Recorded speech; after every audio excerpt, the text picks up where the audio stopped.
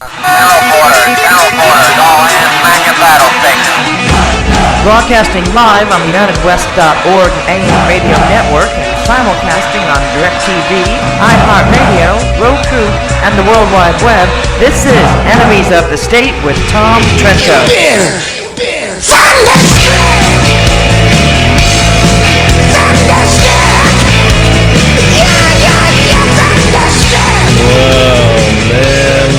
It's so good to be back home. We ain't in Garland anymore, Dorothy. We're back home in our studio here in South Florida.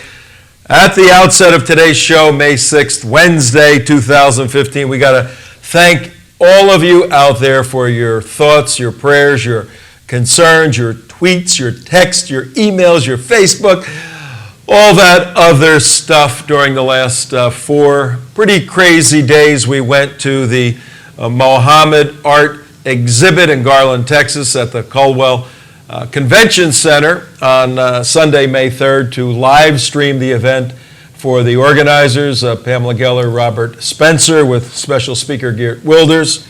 And we wanted to cover the story. We think it's a very important story. And Rich, we became part of the news, and we're going to get into that today. But first, let's introduce our very, very dear friend, Dr. Rich Swier. How are you, man? Very well, sir. Thank you for having me on your show. I'm honored. Well, you not only occupy a special place in our hearts, but in our organization. Rich was there back in the early days of the Florida Security Council. When we just were getting off the ground, we ran into you over on the west coast of Florida. And one of those providential meetings where you were moving in a direction and we were moving there, and we joined together, force multiplied, and you helped us out tremendously and still do. You're retired Army, man. There you go. 23 years, United States Army Lieutenant Colonel. Did tremendous stuff. Publisher now of the Dr. Rich Swier, drrichtswier.com. I mean, yeah. I mean, where you do radio and video so well, I carry all of your radio and video on my magazine. We have over 80 contributors. Many of them you know, Jerry Gordon, Robert Spencer is a contributor, Alan West. So we have all these people that are contributing and all talking about important issues facing America. And this is a key one. Yeah, we have a very interesting show today. Rich was scheduled before all the craziness in Garland, and what he was going to present and deal with today fits in like absolutely perfectly. Fitna. Stay tuned. You're going to hear a lot about Fitna 8 minutes after the hour. WSBR 740. Thank you, radio listeners. Tell your friends to keep listening. All week we're going to cover the Garland situation. The first Islamic State terrorist. We don't use the term ISIS. That's a antiquated term now. It's the Islamic State. Their function is as a state. They're printing up birth certificates. They're printing up money, doing all of this. Let's recognize it for what it is. I know people say, oh, don't recognize them. This is what they are. We use Islamic State. First Islamic State terror attack on U.S. soil with automatic weapons against civilians. Historic moment, very bad historic moment. We wish it never would have occurred. But inevitably, if you do this work, we all knew it was going to occur. And we're going to discuss whether or not it's Pamela Geller's fault that the jihadis did jihad on U.S. soil. That's what we're going to discuss, one of the things. But Rich Swier has a very interesting background. For folks that can only stay a little while, Rich, and want to get in touch with you, how do they do that? Well, just go to drrichtswier.com, and they can actually sign up for my weekly newsletter. And also, obviously, my email is Dr. like Dr. Swier, my last name, S as in Sam, W-I-E-R, @gmail.com. And we love to hear from you, love to hear from your viewers, love to hear from your listeners.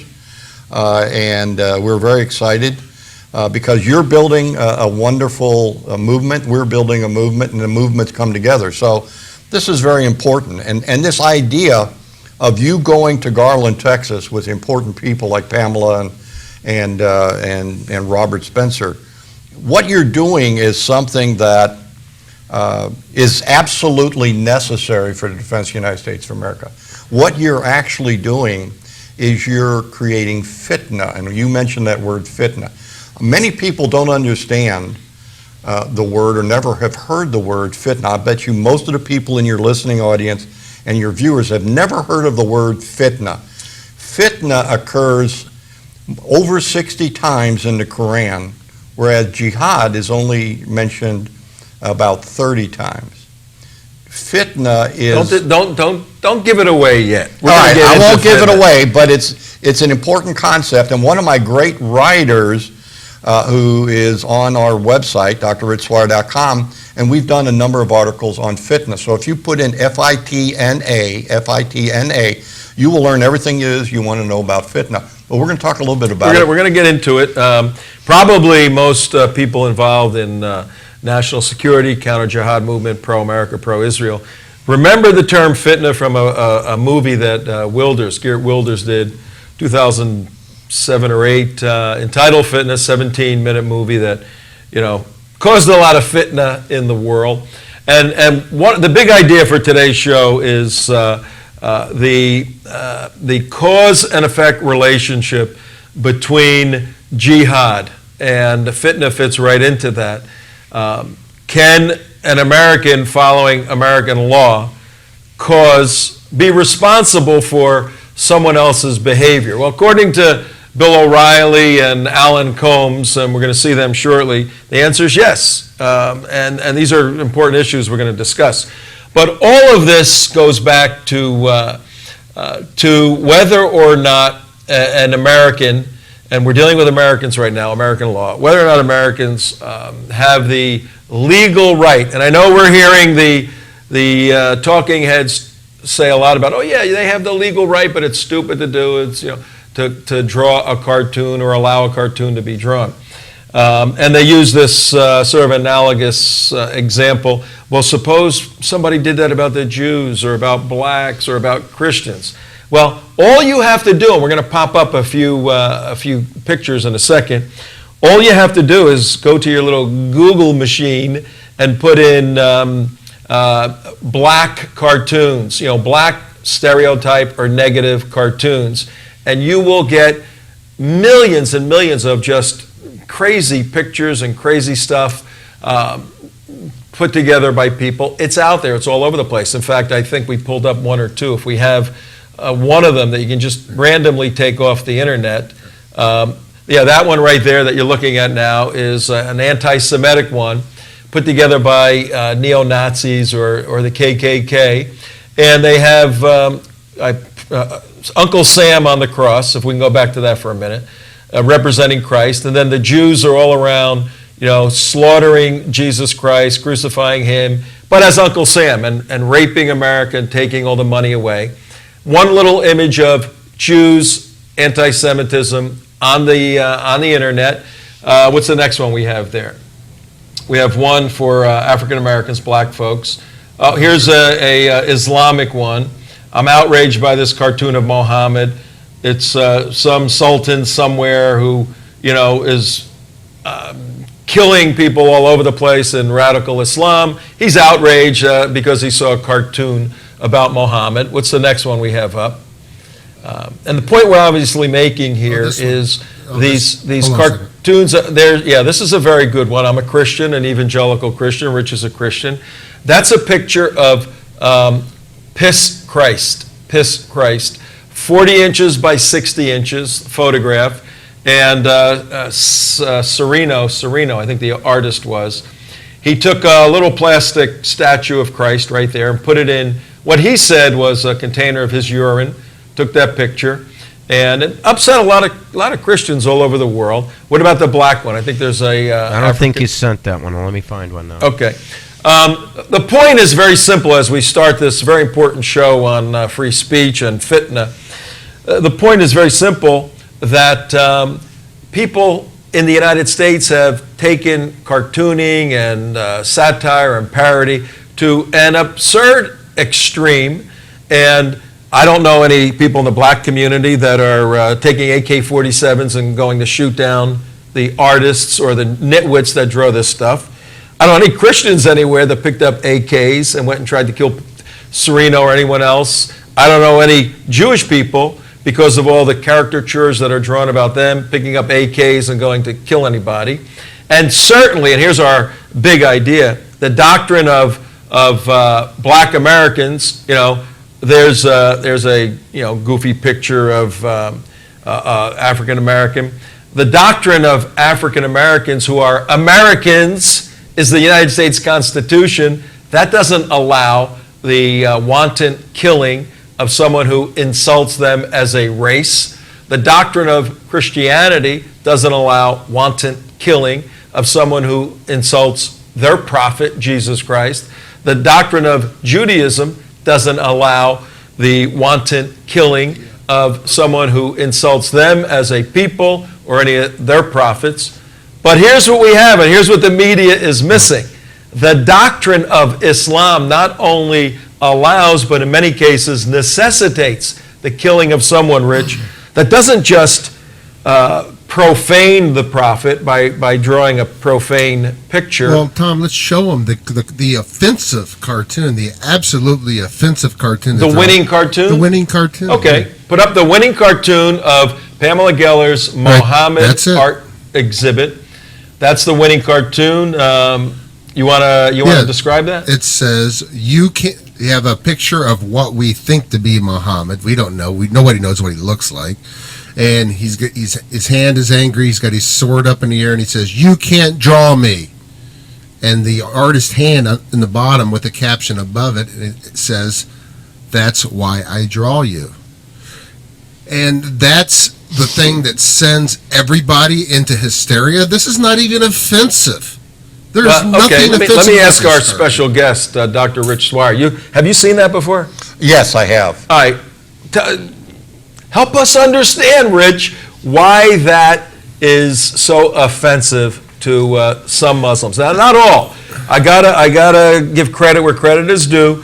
CARE, Council on American Islamic Relations, supposedly in Texas, came out and told people, just ignore the Gellers and all of those over there. Leave them alone. It's more offensive when a Muslim kills someone than when a cartoon is there. So CARE may be understanding this issue. They may be on the right side if not playing games. But Rich, why is this so offensive to Muslims? Well, because it very clearly describes in the Quran that anything that may cause controversy, fragmentation, scandal, chaos, or discord within the Muslim community or disturbs social peace and order has to be dealt with. And that's called fitna. Any time that you cause discord or you resist Islam, you are subject to having the Muslim Ummah, the Muslim community, come after you. Now, there's different kinds of ways of coming after you.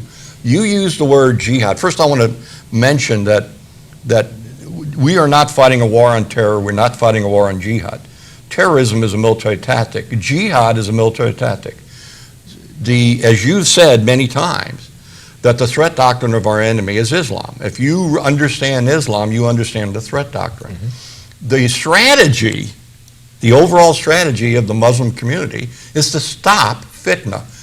And it says specifically in the Quran, quoted in the Quran, that... Is that the quote right there? The fitna is worse than the slaughter. So the slaughter is permissible because you are facing fitna. Okay. Now, there's different ways of doing fitna. I can oppose you as a Muslim without killing you. I can call you an Islamophobe. I can call you a racist. I can call you anti-religious. I can call you whatever. And we can go to the extreme of a father killing his daughter because she caused embarrassment in a Muslim family. She honor and shame. Exactly, honor killing. And we can go to the extreme of two men coming to Garland, Texas, of all places, from Arizona, at the behest of the Islamic State, which is all the indicators, and they're mujahideen, part of the Islamic State.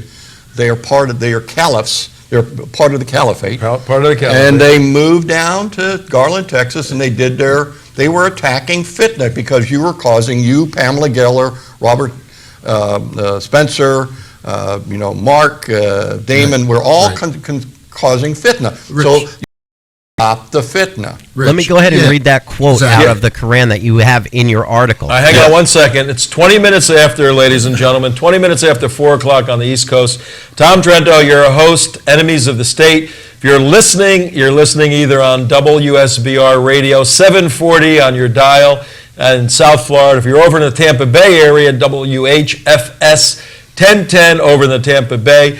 But we want you to go to theunitedwest.org. That's where you can watch this television show with us. Our special guest, Dr. Rich Swier, 23 years, United States Army, retired as Lieutenant Colonel. Rich, we're not going to get into it now because we got a lot of stuff, but Rich was called to a very serious terror attack in 1972 when he was in Germany, 50, 60 miles outside of Munich.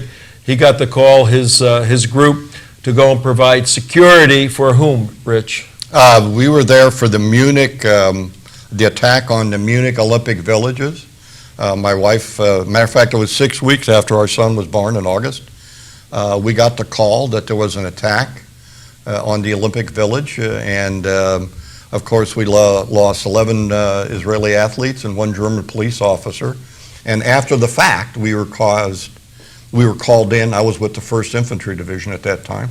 We were called in to provide additional security.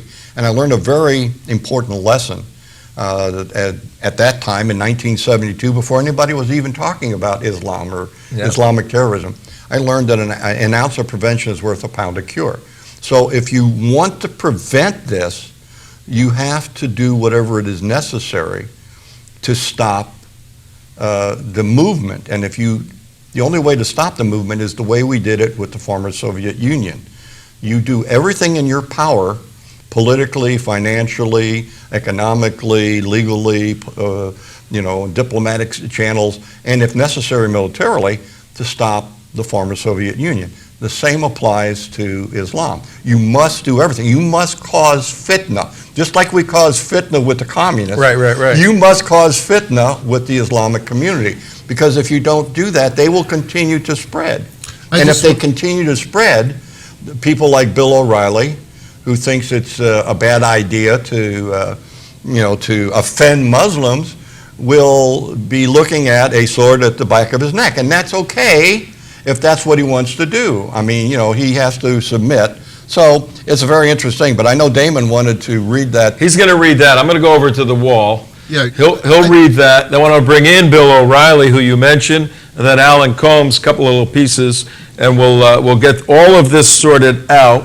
And what we're doing right now, ladies and gentlemen, at 23 minutes after 4 on the East Coast, Tom Trento, Eastern Time, we're looking at the effects and the continuation of the Garland terror attack, Islamic Jihad attack. And right now I'm reading that there is very clear communication by one of the Texas attackers with overseas agents of Islamic Jihad, of the Islamic State, weeks before the attack occurred. So there looks to be at least some coordination between Islamic State representatives in the UK and the terrorist attack in Texas. So let's go over here and take a look at a very important Islamic doctrinal piece out of the Quran that Rich was referencing. Okay, and this is from your article, and it's Fitnophobia is based upon Quran, verse 2, 191 to 193, which reads, "And kill them wherever you overtake them, and expel them from wherever they have expelled you, and fitna is worse than killing. And do not fight them at Al-Majid, Al-Haram, until they fight you there. But if they fight you, then kill them. Such is the recompense of the disbelievers. And if they cease, then indeed Allah is forgiving and merciful. Fight them until there is no more fitna, and until worship is acknowledged to be for Allah. But if they cease, then there is to be no aggression except against the oppressors." So this is very important. At this point, at 25 minutes after, if you don't get anything else from today's show, here's the deconstruction of Islam you must understand. This explains how I'm weighing my words carefully to describe Bill O'Reilly, whom you're going to see in just a couple of moments. We have a clip. How he can be so idiotic and so incoherent, and how many people in the conservative movement can be so incoherent as it relates to this issue. They're confusing the two components of Islam I'm going to explain right now. Very simple. Islam is a religion. It is absolutely has a religious component, and it has a political component. The political component precedes, it drives the religious component. The religion says from Allah that we have to be supreme over Saudi Arabia, over Jordan, over Tunisia, over Algeria, over the world. The religious doctrine of Islam says Allah has given us the truth. It's for the whole world. The mechanism to instill Islam worldwide is the political doctrine. So when we critique Islamic Jihad, all of that, we're critiquing the doctrine, the religious doctrine and the political doctrine fused together. When people like Bill O'Reilly say, oh, you guys ought not have cartoon events or whatever the thing is, cause fitna, they're looking at the religious part saying, it's just another religion. They're missing the fact that the religion gets implemented into a culture through a political process. We're critiquing the political process of that. If people want to be Muslims and worship and leave everybody alone, that's fine. If their doctrine says they've got to instill this worldwide through jihad, we got a problem, Bill O'Reilly. Let's take a look at Bill O'Reilly right now. Well, just to add one more thing to you, Tom, people who support this idea of you can't show stuff are endorsing blasphemy laws, because this is what fitna in essence is. Whose blasphemy laws? Islamic blasphemy What laws. does it have to do with me as an American? Exactly the point. And when you say you can't do this, you're invoking Islamic blasphemy laws. I happen to be a theologian by training. There's over 3,000 religions in the world. You want me to get the various doctrines of the religions that won't allow us to do anything in the United States and say we have to follow all of those? Right. Why just Islam? What is so Tom, special about Islam? What you're saying is that our First Amendment supersedes Islamic law. Are you really saying that? I'm saying we have a clash of civilizations, a clash of cultures, a clash of religious ideology, a clash of political ideology. And over on one side of the ledger, it's very simple to understand this, folks. I've done a lot of interviews while in Garland with Al Jazeera and BBC and Fox and everybody else. And I simply said, this isn't that difficult. You have on the one hand, Islam doctrinally, which must reign supreme over everything else. Or you have, if you're an American, in America, the Constitution, which says, no, that's the supreme law of the land. Gentlemen, can you have two supreme laws? No. Thus, AK-47s and dead jihadis. Well, don't you think that being religion is so important? Don't you think that religious edict trumps man-made constitutional law? Some of our, not all, very important point right now to make a distinction. CARE has come out, CARE Texas, and we're gonna contact them over the next couple of days, many of the CARE leaders, and say, where the hell do you come down on this? Does Islamic doctrine and blasphemy laws of Islam, which prohibit Rich, can we show Rich or no? Yeah, sure. Rich, I got a question for you. Yes. To truly, from a fitna point of view, to truly do what Bill O'Reilly wants us to do, which is not inflame Muslims religiously and for any nonsensical reason, we can't ever draw anything, no one can ever draw anything about the Prophet. Is that true? Well, it's more than that. You cannot do anything that might upset the Muslim community in any way, shape, or form. And who decides in the Muslim community whether or not they're upset? Well, there are, of course, scholars that make those determinations, and they issue fatwas, legal documents to say something is not good. But it can be the individual Muslim. The individual Muslim actually has the ability and is permitted in the Quran to take the law in their own hands. That's why fathers who kill their daughters in honor killings, or their wives in honor killings, in Muslim countries are given a pass, because Allah says you can take, if your wife is causing fitna and you can't stop her. You can take the law in your own hands, and you can do whatever you need to do. Unbelievable. Unbelievable. Mark, you had a question. Real quick here is, it's the same way, it's the same logic as if a black person walked into a white bar, into a white restaurant in the 1950s and 60s and sat down and asked for lunch. The argument is he shouldn't do that because he knows better. He should take the consequences on what happens to him for going in there and daring to sit down and making the white establishment mad. He should know what's going to happen to him, and therefore he's at fault. The problem is the black man who sits down at the restaurant in a bar. This is very ironic. Yeah, but and Dr. Martin Luther King caused fitna. Right. He caused fitna in America, and all he said...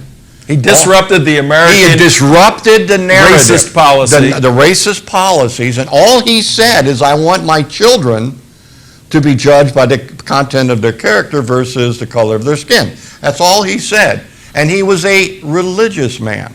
Sadly, he died in the movement went off the rails. And the irony here now is, and we're here every day, enemies of the state, to sift through and make sense out of this incoherence that you're seeing.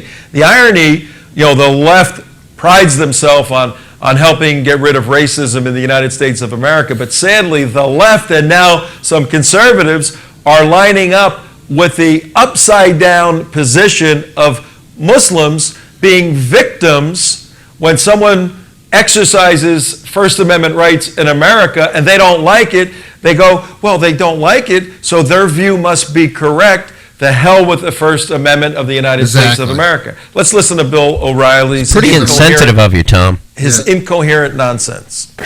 Mike, I'm withholding his last name, in Fairbanks, Alaska, wrote, Megyn Kelly was completely right and you were completely wrong, O'Reilly.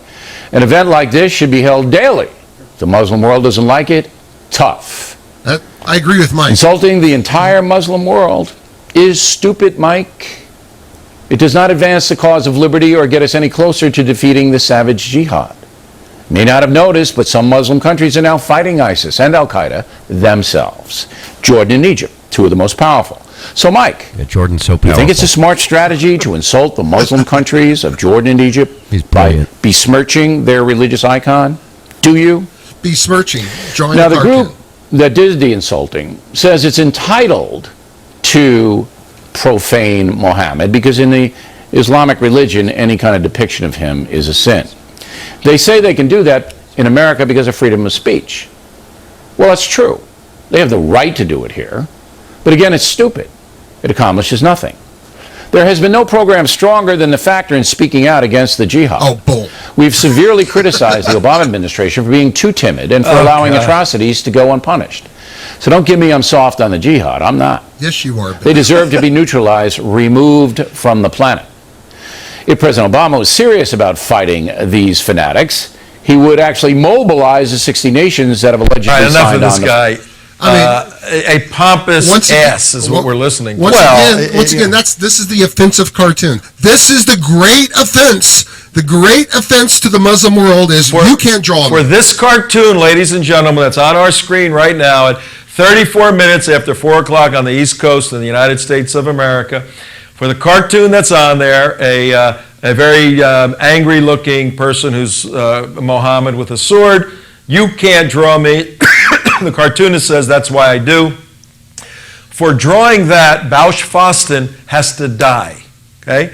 Bill O'Reilly, if he disagrees with that and says, no, Faustin should not die, well, then the question is, should he have drawn that? What's Bill O'Reilly going to say? Because it caused fitna.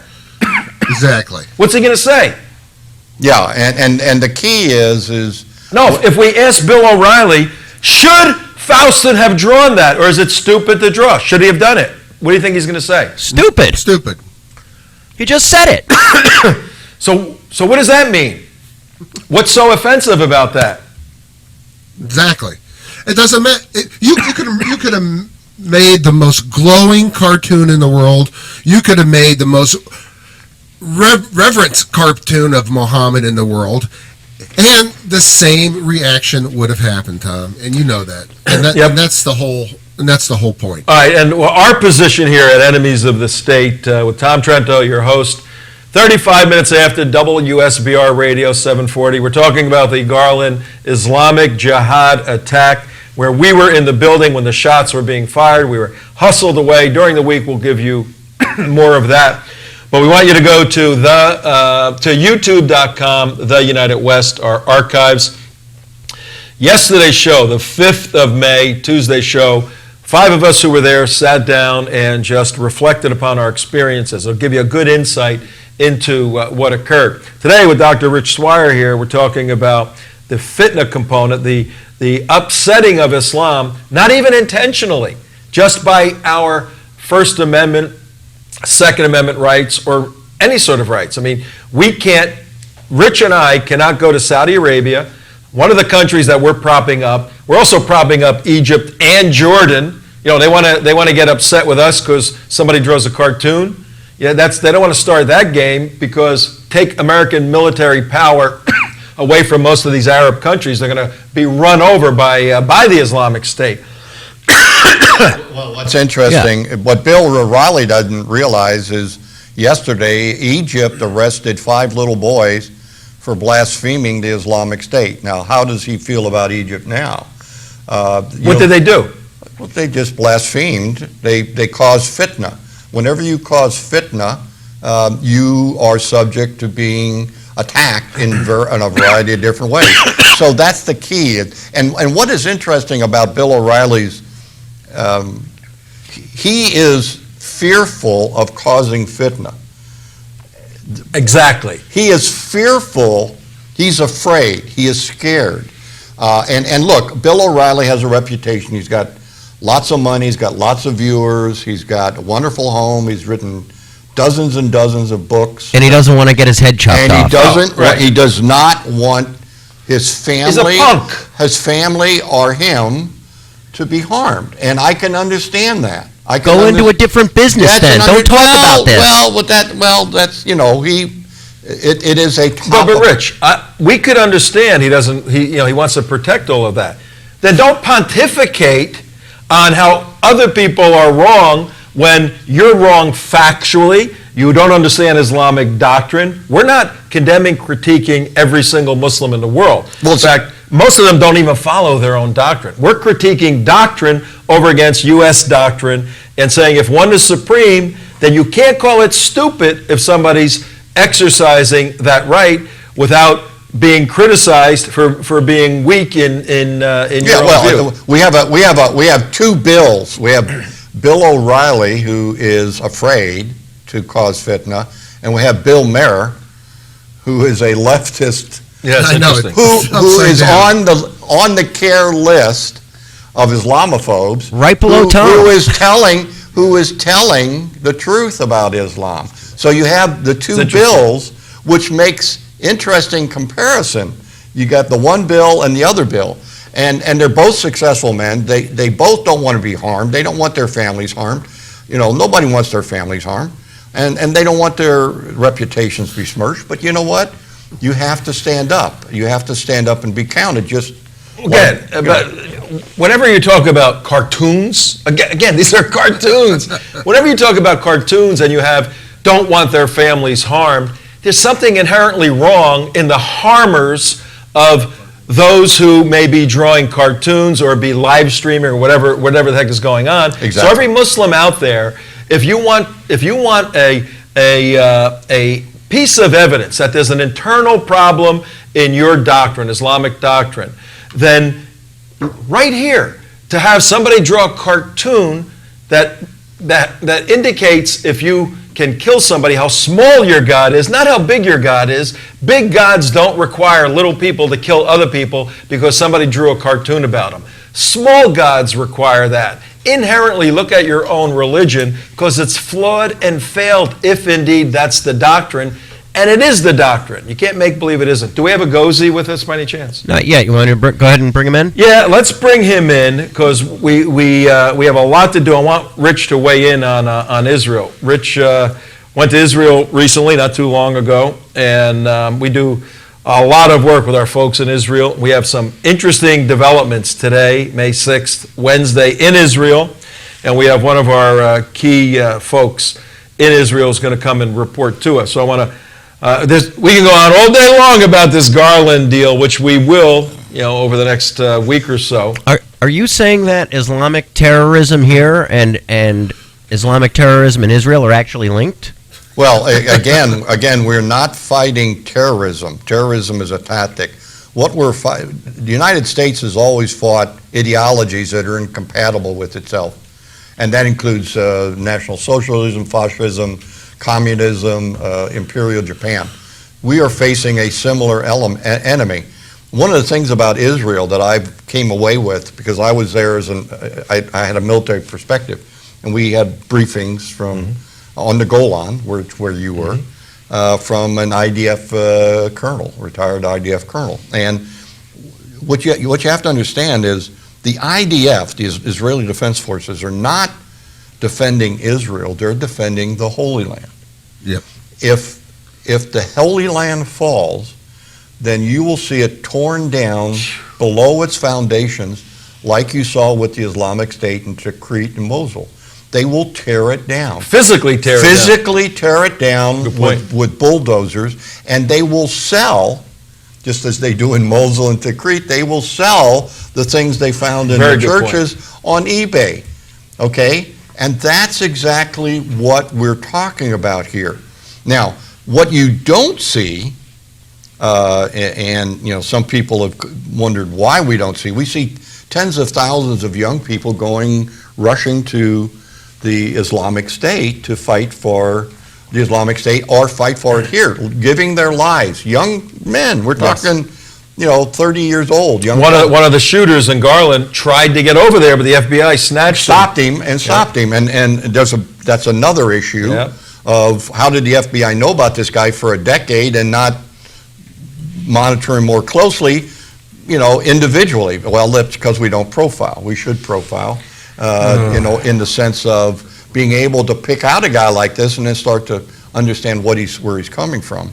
Particularly if he got a weapon. How he got a weapon is, I don't know whose weapons they were, but if how about the grenades? On that weapon, the reports we got back from the folks that saw this was the weapon was an AK, AK-47, just a typical weapon used worldwide by bad guys, but it had a drum magazine, 100-round drum magazine.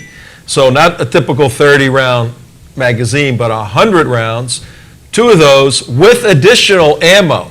So if God forbid, if they would have delayed their attack 15 minutes or so, they could have hit from where they were, because the people would have walked right into their cars over there, and they would have hit probably 30, 40 people. And we met with the SWAT people before, and they said that they're going to escort everyone to their cars at the end. So there would have been a shootout in Garland, Texas, and a lot of people would have been mowed down. And like Bill O'Reilly said, this is the irony of the twisted logic that comes back on it. O'Reilly comes out and says, what would have happened if a baby would have been killed? This is his exact words, how would Pamela Giller have felt if a baby was killed? He's a total idiot, because I go, what are you, go ahead. At what point is the onus on the killer to not kill? Right. Not on Pamela Geller for exercising her First Amendment rights. Unbelievable, Bill O'Reilly. You really should be ashamed of yourself. You really should be. But a guy who we are proud of continually for his ongoing work, his many years in the IDF. Arie Egozi, are you there? Yes, I'm here, Tom. Hi. I want you to meet a very dear friend of ours, retired Lieutenant Colonel, U.S. Army, Rich Swier. Arie Egozi, IDF, retired. Thank you for your service to Israel. You get something going in the background. Okay, as West guys in the United West, okay? One second. Wilders. Uh-oh. Yeah, we got a little soundtrack going on in the background there. And so go ahead. I'll reintroduce Lieutenant Colonel Richard Swier. Yep. Airborne, Army Airborne. Okay. All right. All that other good stuff. There we go. Okay. Worked with President Reagan. To Arie Egozi, retired IDF. There he is, right there. Gentlemen, meet each other. Tom. Hi. Pleased to meet you. Tom. First of all, I'm happy that you are safe after the encounter in Texas. Thank you. Thank you. Thanks God. Thanks God. That could have ended very badly, as you said, especially with the round magazine with 100 bullets in the AK-47.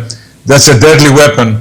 I don't know how they got this deadly weapon, and they came to kill. They didn't come to make a joke or to a demonstration. They came to kill as many people as they could. And thanks God that someone was very alert and they were killed before that. Thanks God. Yeah, absolutely. And we felt the same way in there as it was breaking. And we're going to develop more of that. But right now at 46 minutes after the hour, we're going to get a report from Arie Egozi on the ground in Israel. A lot of developments. Arie, tell us about the new Likud government that's being formed, the little dancing around with Iran, and update us on all the other issues. Okay, first of all, to an issue that you know very well, in Urim, in Kibbutz Urim, where you visited, the residents there have been claiming for months that they hear digging near the fence. And they brought a public Israeli company who volunteered to make some survey. And they said today that they have evidence that a tunnel is being dug near the fence, and the army will tomorrow begin a very wide search in the area to find this tunnel and destroy it. Wow. That happened today. The second thing, last night in Sudan, some mysterious attack was performed on an army base near Khartoum, near the capital. It's the last in a series of what you call phantom attacks in Syria and Lebanon, and now in Sudan. Sudan is known as a crossroad of arms that comes from Iran and goes to Gaza and to other places where terror organizations are busy. So this depot was attacked and destroyed. The Sudanese claim that they have shot down an Israeli UAV. No evidence that this claim is true. Another development is Assad. President Assad in Syria. He made a public appearance today in a public school in Damascus, surrounded by selected audience, of course, and he said that the war is very difficult, and some days they win, some days they lose. Intelligence experts in Israel say that his situation and his army situation after 5 years of civil war is very bad. Things in Syria are very fragile. That can change in hours. And Iran is, of course, in the picture, in Hezbollah. And of course, Israel is following what goes on the border, because if something dramatic happens in Syria, that affects Israel immediately. And another development, Iran has canceled its space program. They had a space program. A few years ago, they sent into space some monkeys and some cockroaches. No, but now, of course, that was a cover-up for their long-range ballistic missile. But now, according to Israeli intelligence, all the scientists that allegedly worked for this program are now back in the real business, where they develop longer-range missiles, some 5,000, 6,000 kilometers. These missiles are not aimed at Israel. Israel is 1,500 kilometers from Iran. They're aimed at Europe. And I don't see how the US is not seeing this evidence. It's not hard to get this evidence. You don't have to be NSA, CIA, FBI. You just have to open a newspaper or to listen to Al Jazeera. So this is happening now in Iran, and that's my update for now. If you have any questions, I'm at your service. We have a lot of questions. Rich, here's your opportunity to talk live to Arie Egozi, he runs a website, publisher, general editor, Israel's Homeland Security Home, dealing with a lot of national security issues, conferences. He's in the middle of Israel's national security concerns, particularly stuff that goes up in the air. Any questions for Arie based upon what he just briefed us on? Well, my greatest concern is that in spite of efforts made by, Congress, that President Obama will in fact sign an agreement of some sort with Iran, which allows them or gives them a very clear path, according to Vice President Biden, to getting a nuclear weapon. At that point, what do you see the Muslim countries that surround Iran, Saudi Arabia, Jordan, the United Arab Emirates, all of which have nuclear facilities? What do you see them doing the day Iran announces that it has, in fact, a weaponized nuclear weapon? What do you see happening? I can tell you now that the Gulf states are already very, very concerned. And Saudi Arabia, who has bought some Chinese-made ballistic missiles in the 80s of last decade, they are now trying to purchase more advanced ballistic missiles from China. This is not against Israel. This is not against anyone. This is against Iran. They know the real intentions of Iran, and they want to be ready for that. And they will buy now a new advanced weapon system from everyone who is ready to sell them, because they understand that they are weak. Their air forces are weak. The ground forces are weak. So they are going to invest billions of dollars in strengthening their military capabilities, because they understand what are the dangers that they will face the day that Iran has a military nuclear capability, and this day is very, very near. While the Europeans and the Americans are talking, the centrifuges in the underground facilities in Iran are turning 24/7. They don't wait. According to Israeli sources, if Iran decides now, today, to produce a nuclear device, it will take them less than 1 year. And this is crazy. They are talking about an agreement. This agreement is not worth the paper that it will be printed on. And this is, I told in previous shows, this is a bad joke. This is spitting in the face of Europe and the US and Iran with the smile attack. They understood that if they smile, if they come to Europe dressed in very nice suits and ties, they can cheat the world, and they succeeded. They succeeded.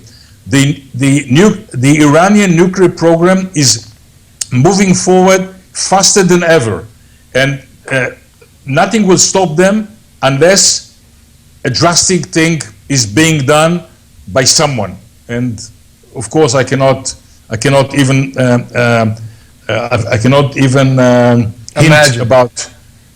Yeah, you cannot even imagine. I just realized, Arie and Rich, Saudi Arabia is being kept alive.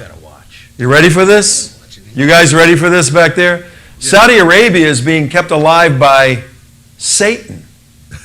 Yeah. Think about it. If the little Satan and the big Satan tomorrow say, well, we're out of Saudi Arabia, we're not going to help Saudi Arabia with anything. If Israel and the United States, the little Satan, the big Satan, step back, how many hours will it be before Iran takes over Saudi Arabia and the two holy cities and everything, all the oil? That would be hours, but as the brilliant Bill O'Reilly stated earlier, that great, powerful nation of Jordan would take all of 10 minutes to fall to the Islamic State. So that dope, not only does he not have any idea about the U.S. Constitution, he has no idea about world geopolitics either. None whatsoever. I wanted to ask Arie one more question before, if you don't mind.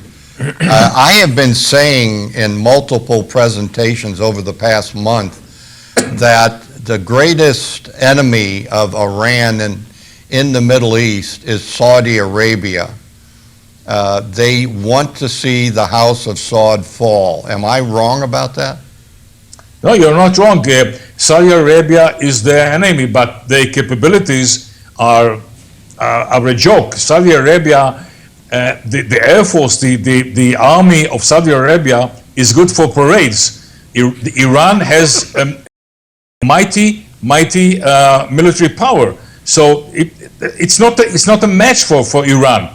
But Saudi Arabia now understands that the real intentions of Iran is to take the oil fields and everything and just take the country and make it part of Iran. So you're right that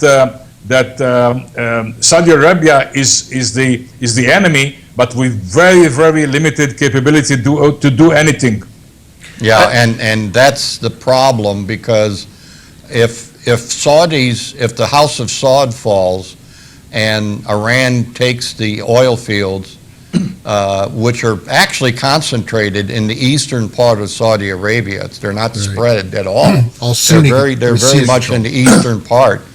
Then 90% of the world's oil will be controlled by Iran, and that is a geopolitical, economic nightmare, stranglehold that they have on the world. So, which is interesting, because Iran is Persian, and it's a situation that unfortunately, if it occurs, and it looks like it's going to, because of the action in Yemen, they now have Saudi Arabia surrounded, that somebody's going to have to get involved, and it's going to be a world war. Or in the alternative, gentlemen, let's say the Saudis are able to use their billions and billions and billions of dollars to go buy some weapons on the free market in Pakistan or the Soviet Union or North Korea, whatever. You know, you got enough money, you're going to buy a couple of bombs, and then maybe some of the other Gulf-rich states say, we want them too. Now you got all these completely unstable countries loaded with maniac jihadis, all now having some sort of access to nuclear capability. What could possibly go wrong? All around Israel. Well, but it's not buying the weapons. As Arie said, if you don't have soldiers that are combat tested, as Israel does, if you don't have soldiers that are combat tested, as American soldiers are, they're useless on the battlefield. You can have the best weapons in the world, as Israel has pointed out many times. In many of the wars they were involved in, their foes had better weapon systems than they had. Right. It was the soldier on the ground that makes the difference. And as Arie said, the soldiers are nice carrying their gold-plated AK-47s in parades, but on the battlefield, they would be ineffective, and it's showing that they are ineffective. Yep. They would have to hire a proxy. I don't know what proxy do they hire? Israel. For them, yeah. Who's going to Israel. And a follow-up. Yesterday morning, We got about 1 minute, Arie. many people in central Israel saw a trail of white smoke coming up from an Air Force base in central Israel. And minutes after that, the Ministry of Defense released a press release saying that Israel has tested a rocket propulsion system. That was the wordage. Speculations in foreign press said that Israel has tested a new booster for its Jericho ballistic missile. According to foreign sources, Israel has some ballistic missiles, the Jericho 1, Jericho 2, and the most advanced is the Jericho 3. And according to these sources, Israel has been testing yesterday a new propulsion system for that missile. So if these sources are right, Israel is getting ready for the worst scenario. But Israel understands what goes on around her. I don't see why the U.S. is ignoring these developments in the region and we got to go. And doing nothing. All right, and on that note, Arie, we thank you for the update. We have to come back to that because you left a little mystery in there. Rich, Wonderful having you here. We're going to have you back and go through more of this. But that's our show for today, ladies and gentlemen. Tomorrow, Dr. Matthew Koenig, Georgetown expert on Iran. We're going to go deeply into the situation with Dr. Koenig. Take care. Thanks again for praying for all of us. We're all safe and sound. Take it easy. And Iranian space monkeys, we got to be worried about that too. Bye.